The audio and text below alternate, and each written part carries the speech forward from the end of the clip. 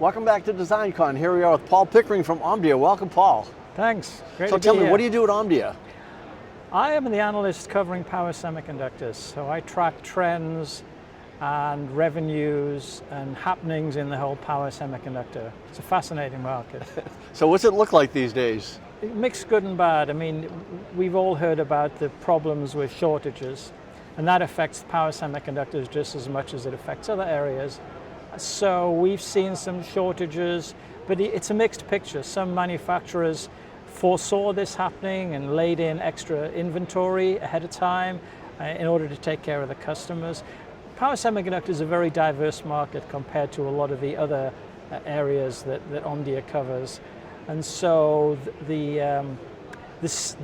the scene is more diverse, more complicated than perhaps some of the others. We have a very large number of customers who buy in smaller quantities. The way the product gets from the manufacturer, the semiconductor plant, to the end customer is a little bit more varied than might be the case in some other areas. So does that mean that there are not big players in this buying at a great volume?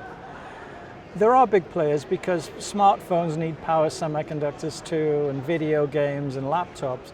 There's an awful lot of smaller companies, a lot of industrial customers buy power semiconductors, for instance, in very small quantities compared to, let's say, a Samsung and Apple buy for smartphones. So how do these smaller companies compete? Well, they compete because they're in a lot of different areas, and not every market is big enough, or in fact most markets are not big enough to attract the attention of Apple and Samsung and General Motors. There's a lot of smaller manufacturers that produce equipment for factories and medical. They're all much smaller volumes, and they have more specialized needs, so they don't necessarily have to compete with the behemoths of the industry. Right. So tell me more about the shortages these days. The shortages are made more complicated by the fact that there are two ways that power semiconductors are bought. If you're, let's say, to go back to Apple, if you're Apple, you tend to buy directly from a big company like TSMC, a big Taiwanese manufacturer.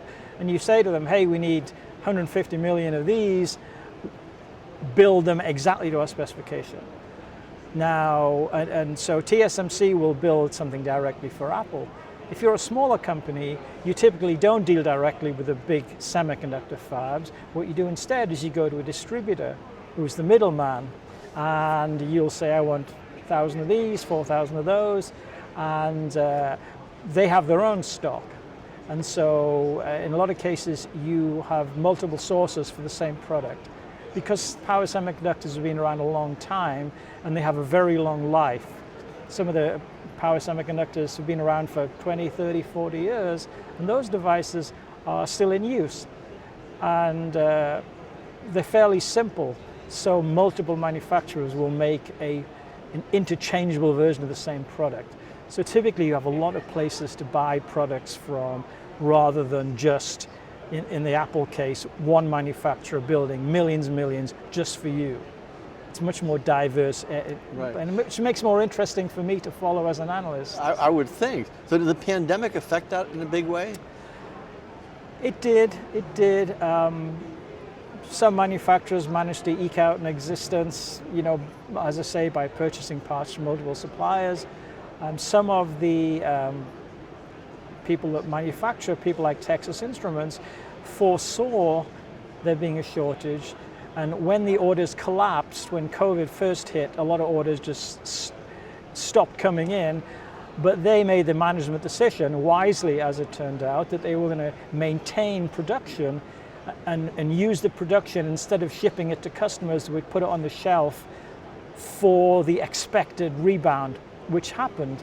And so, if you're a customer of TI or some of the other manufacturers, you're in pretty good shape because they foresaw that what went away is going to come back, and so they manufactured products regardless. Others were not so fortunate.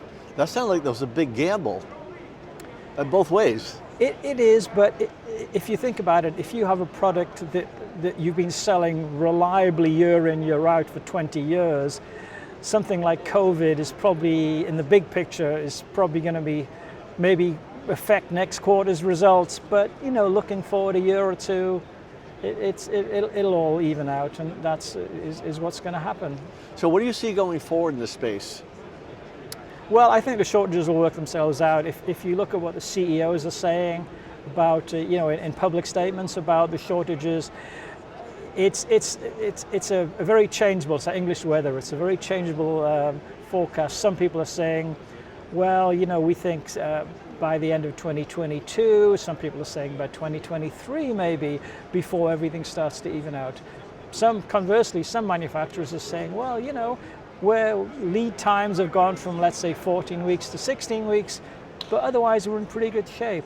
So, like everything else in power semiconductors, it's a very diverse set of responses to the current situation. So can they all be right based on their own specific company? Well, it depends on who their customers are, what sort of products they build, how much inventory they had, and so yes, they can all be right. And they're broadly saying similar things. They're all saying, well, it's going to last a bit longer than we thought. Instead of saying, second half of 2021, now we're looking at sometime in 2022.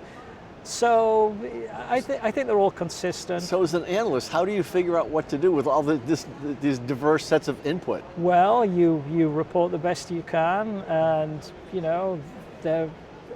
the reality is that, as an analyst, it's always a balance of judgment and hard data. We never have as much hard data as we would like. Companies are, depending on the relationship between the analyst and the companies are more or less willing to divulge information. But one thing's for sure, if you get it drastically wrong, you will get a phone call. So that acts as a checks and balances on what we do. So with your experience, since you cover the same companies a lot, do you often get a feel that, well, this company said this, but they're always off by a little bit, so I know they're going to be off again? Yes, I mean, it's always a moving target, isn't it? Much as companies would love to know exactly what the demand is going to be next quarter and the quarter after that, the reality is it's a very diverse and changing market, and so the conditions are always changing. If it was easy, we wouldn't want to do it, would we? That's exactly right. Thank you so much. Thank you.